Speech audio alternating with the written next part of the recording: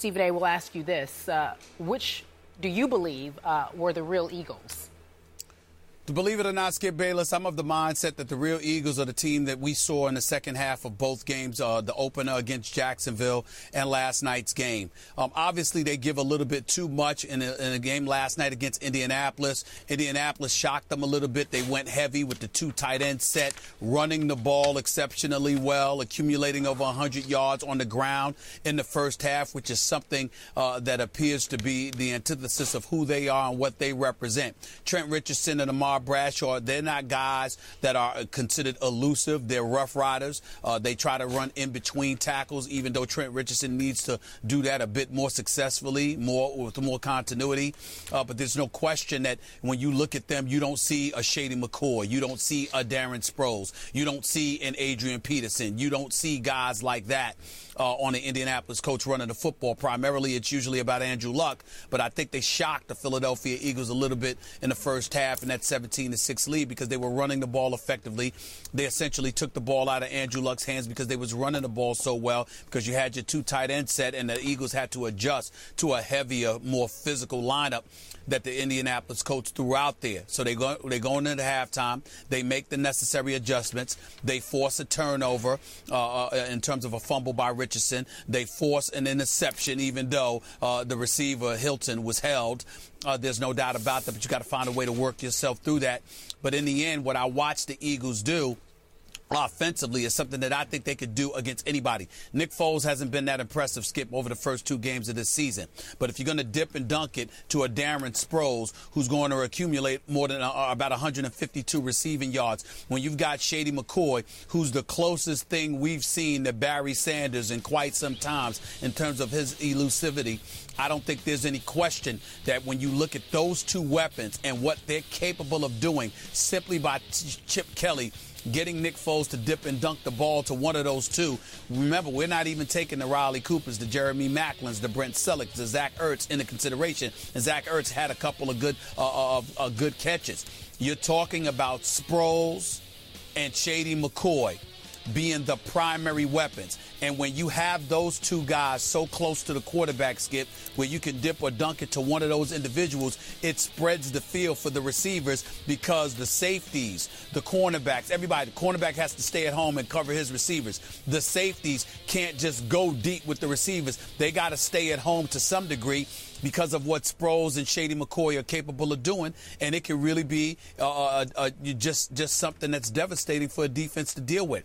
I think those are the true Philadelphia Eagles, and as a result of that, I think the Eagles are far more formidable in the NFC than I even thought they were. I picked them to win the NFC East, and I've seen nothing to derail that kind of thinking. I think what you've seen in the second half of the last two games, those are the Philadelphia Eagles more so than what we've seen in the first half. By the way, you did watch my Dallas Cowboys yesterday, correct? As I recall, on yesterday's show, you said, "Boy, you're more impressed than you thought you'd be with the Dallas defense." Just a thought. Yeah, that's because I thought they were garbage. All right. Now I realize they're not garbage. That don't make them better than the Eagles. I'm still not sure what to make of your Philadelphia Eagles.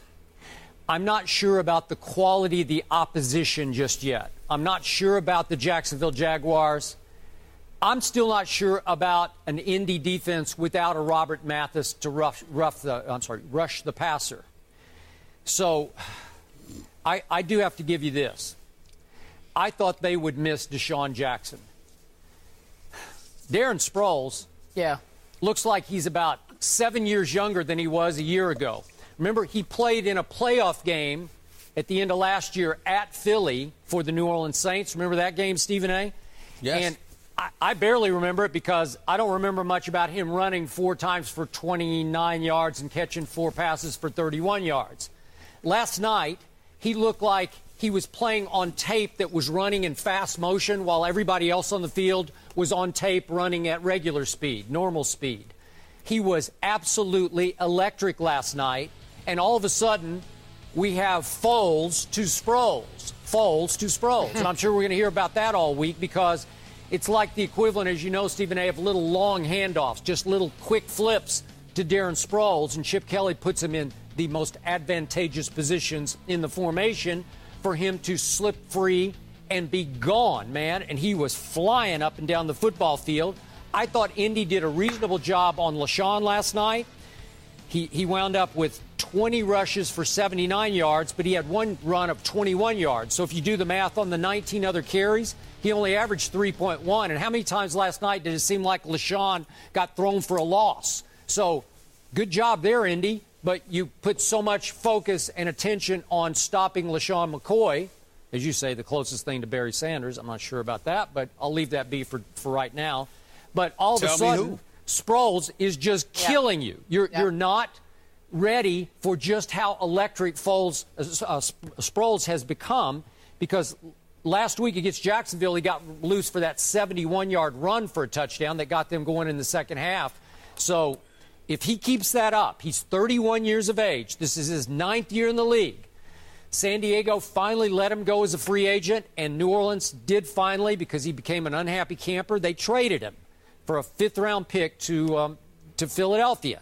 So is he going to keep up this pace? Because he's the difference maker right now. As you said, Foles is hit and miss. I'm never quite sure what to make of him. He wound up with a QBR of 66.5, which is just a little above average.